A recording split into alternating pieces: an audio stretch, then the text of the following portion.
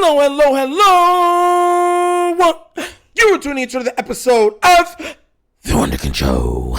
Today's first topic, once again, EDC contradicts himself. Look, guys, a lot of times when I tell you the heads of these teams, if they ever would leave, they could be politicians. I'm not speaking like jokingly. I'm speaking wholeheartedly, very, very serious. If these guys would ever retire and say, I don't want to be football GMs, head coaches and stuff no more, they could definitely go into politics. Because the twisting of words, narratives, changing of positions, pivoting of positions, I'm talking about it's top tier. Top tier. And I don't know why Raven fans keep buying into the foolishness. Because it's foolishness. Undoubtedly so.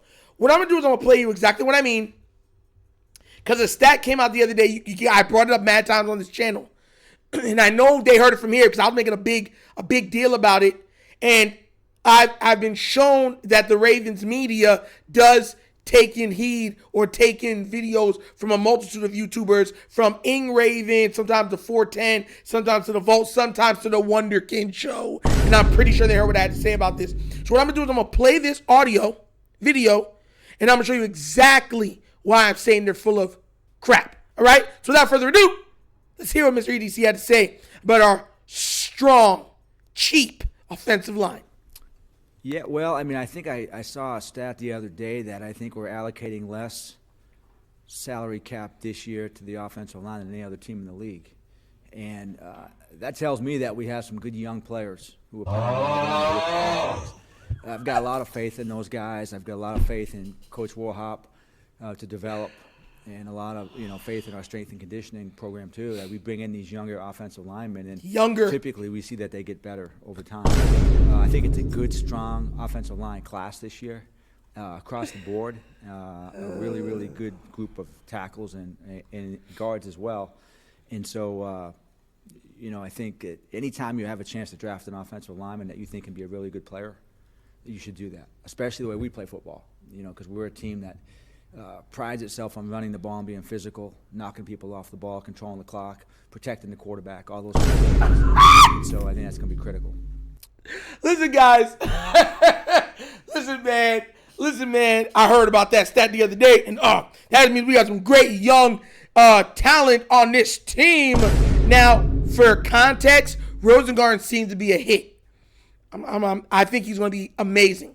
For the right tackle, I think Rosengarten is going to be amazing for us, especially in pass pro. The man, he's able to stick whoever he has up.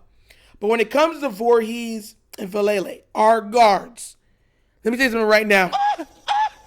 It's been terrible. And anybody trying to give me a stat, please go watch tape. Oh, Lamar, they only got 2 pressures from them. No, there's been games where there's been more pressure from that side to Lamar or to even Derrick Henry get hit in the backfield. I remember someone tried to argue with me, like, look at Vallely. I'm like, just go watch tape. Don't even take my name for it. Go turn on one of the tape and go look what you see.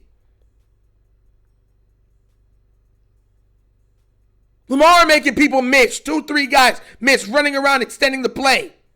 When Vallely will stop and look around like, oh, what do I do? There's tape of him literally doing that. Stop and be like, oh, man, he's running around. Oh, look. Is that the moon?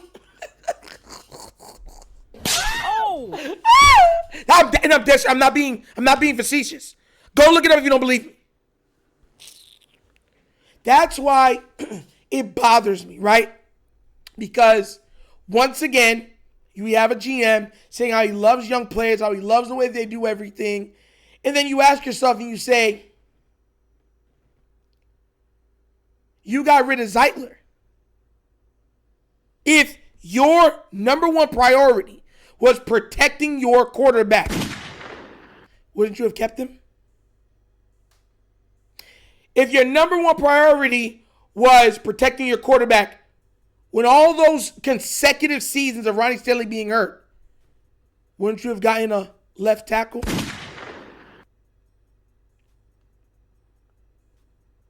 So I don't get why, once again, Ravens fall for the rope-a-dope.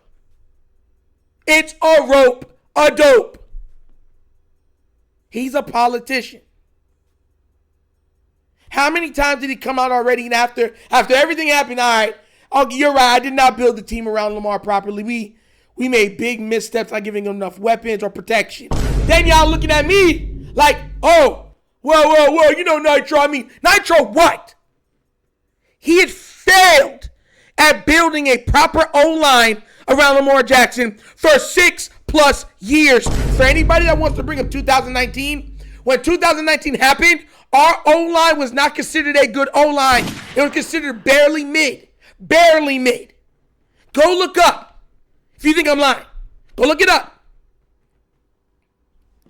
All of the offensive line gurus and everything said the Ravens don't got weapons. Their offensive line isn't great. Man, for them to win games, Lamar Jackson might have to have the biggest second-year jump we've ever seen in NFL history.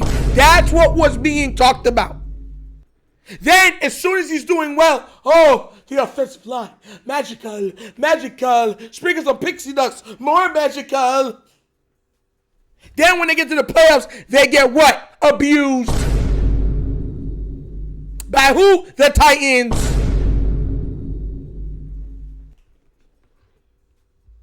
Get shown like, oh my God, they're not what we thought they were. Okay. And then, instead of saying, okay, they weren't what we thought they were, let's try to do something different, you start putting in crappy fills instead of going out there and go getting a guy, right? Like Alejandro Villanueva, a Zorro villain, an op, a double agent.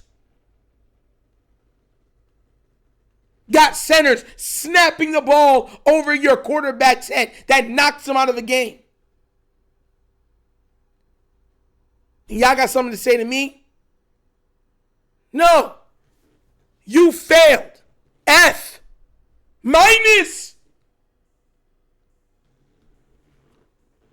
And I don't know why people keep making excuses for him. Stop with the excuse making. He's had ample amount of time to do so. I don't care that Lamar finally got paid. I don't care that he finally got his money. He had to wait, beg, do all this type of crap, threaten to leave Baltimore to get his money. And y'all gonna come back here and try to look at me and say anything else? Am I going crazy here? Is this a simulation? Am I in the Matrix? I can't stand when people like, oh, I just love the young talent. No, you cheaped out on surrounding Lamar with talent again. And I keep saying this. If Falele ever gets Lamar hurt, I'm going to be insufferable. I'm dead serious with you. If you do not want negativity, don't even click on these videos. God forbid if that ever happens. Because the amount of negativity that I will spread will be astronomical. It will be momentous. Monumentous. Reach the stars. Because it's ridiculous. Absolutely. And y'all keep telling me like, well, Nitro, you know, that's the way Ravens do. No, that's foolishness. We've never had this level of quarterback and running back, especially at the same time. We've never had this amount of quarterback. But now we got a quarterback with this level of running back, and y'all are willing to waste it? Bro. And then they'll say it's not really wasting. It's just frugal spending. We're proud that we're cheap. Josh Allen won one MVP that he shouldn't even have won. His team broke every rule and the mold and went and made him the highest paid player in NFL history. Y'all got to start looking in the mirror, man. I'm tired of the foolishness, man. I really am. And y'all need to stop drinking the purple Kool-Aid. Y'all got it coming out of your eye sockets and your ear holes. Nasty work. Nasty work. But what do you guys think? Do you still believe in what he was saying? Or are you starting to see the politician come out of EDC, Mr. Eric DeCosta? Let me know what you think down in the comment section, please, all right? But as always, that's episode of The Wunderkind. Show.